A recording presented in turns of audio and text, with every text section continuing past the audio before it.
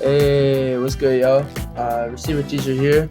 As you can see at the bottom of the screen, I got the webcam up today, so you guys get to watch my pretty face as I talk over the video. But yeah, today's video is going to be the 90-degree breakpoint manual. So lots of guys, when the DB is in leverage on like 90-degree break, so right here this is in leverage, um, they get worried, oh, how am I going to get over this guy or through this guy, or get to my landmark, because at the end of the day you're trying to run a dig and he has inside leverage, so that's a problem. But after this video, I'm going to give you 2 keys to look for so you can never get caught at the top of your routes. All right, so 2 keys, and it's really simple. Whenever he's trailing you like this, you work over top, and if he was on your outside shoulder, let's say, or upfield shoulder, let's say he was here, then you would work underneath. All right, it's pretty simple, but yeah, we'll get into some examples so it's clear for you. Here we go. So first off, we got Thielen. The DB is behind him. He's in a trail position. Thielen can feel his hand on the back of his jersey, so he knows he's behind him. All right. So step one, know where the DB's at. All right. Step one, know where the DB's at. So he knows the DB is behind him, so he knows he has to work over top. All right. Because if he tries to throw by right now, the DB is right here, ready to wall him off. All right. That's not what you want. That's what we just saw with the Diggs clip. You don't want to get walled off because that kills the play, kills the timing.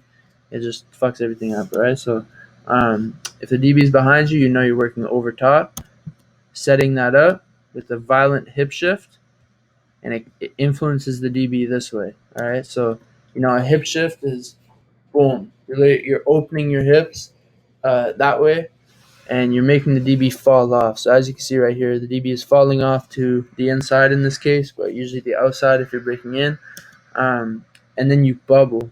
All right, you can bubble right here. Coaches say, on 90-degree breaks, let's say it's off man and you got the space, then yeah, make a 90-degree sharp cut 100%.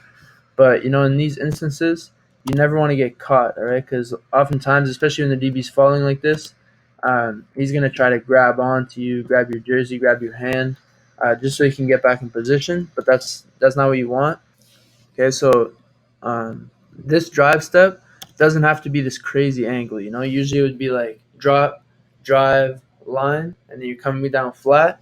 But right here, when there's contact involved and he's inside leverage, all you're worried about is after the hip shift, if it's a good hip shift, it should get the DB that way, and now you can bubble a little bit. It doesn't have to be this crazy drive step where now you're just coming down straight flat, because the main thing is just avoiding contact, all right, and getting back to your line. So taking like a bubble, he's bubbling a bit and then flattening out, all right, or that's his goal at least.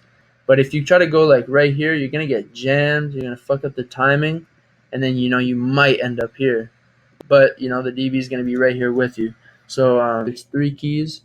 So number one, know where he's at. It's pretty simple. It sounds like elementary almost, but it's facts. Like if you feel his hand on the back of your jersey, or you just cleared him, or you just stacked him, whatever, he's behind you. That's step one. All right. So now you know that you have to work over top. Step two, get to your break point. A violent hip shift away. This influences the DB falling off to the inside, and you're powerful right here. All right, which brings me to step 3, which is bubble and then shave. All right, but we're gonna move on to if a DB is in leverage, but he's playing your upfield shoulder. All right, so if you don't have a step on your DB like we just saw, so right here, who has the step? The DB does. All right, but that's fine. So he's overcommitting, playing your upfield shoulder. Perfect example right here. This is Chris Hogan. Not the fastest, not the biggest receiver ever, but it's literally the technique. Like if you got the technique down, anything works against anyone. Step, right? He does not have a step, so he knows he can't work over top, because if he does, he's right here to wall him off again. Right. Number 2. Now this is the throw by. So first off, boom, boom, and then chop down on the other arm. All right.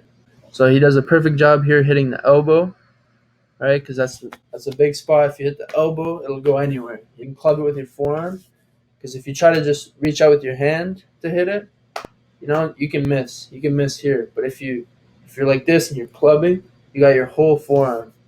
Right? So club it, and it's also more powerful.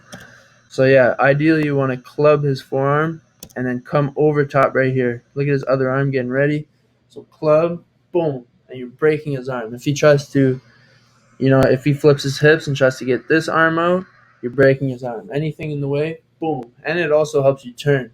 So if you're doing this, like you're snapping your arm back. That's how you get out of a turn efficiently. So yeah, this is perfect. So just going back to recap. So number one, know where the DB's at. All right, he's over top of you. So where are you going? Underneath. All right, it's simple. If he's over, you're under. If he's under, you're over. Number two, once you get to the top with the throw by, hit preferably the elbow, and then you're coming through with the other arm to clean anything up. Or if you do miss, you got another arm. All right, so that's gonna be it. Like I said, it's a bit of a shorter video, but just to recap. All right, so if you have a step on your DB, meaning he's behind you, if he's trailing you like he is right here, you're working over top. All right. If if the DB is playing your upfield shoulder, meaning he's overcommitting upfield, he's playing over top of you, whatever you want to call it. If he's over top of you, you're going under. All right. If he's over, you're under. So right here, this is Chris Hogan with a throw by. Step one, know where he's at. So right here, he knows he's over top right here. He knows he's over top. So he's gonna work a throw by. Number two is a throw by. All right. So hit his elbow if you can. It's the biggest spot. Club it if you can, and then come over top with the other one. As you can see right here, he's coming over the top to clean anything up. Or if he flips his hips and brings this arm around, you're there with that other arm to knock it down. And number three, come down flat. All right. So that's it for today's video, guys. Thanks a lot for watching. Leave any comments of what you want to see next. Any likes, subscribes, very appreciated. And yeah, just trying to get you guys better, man. So let me know in the comments.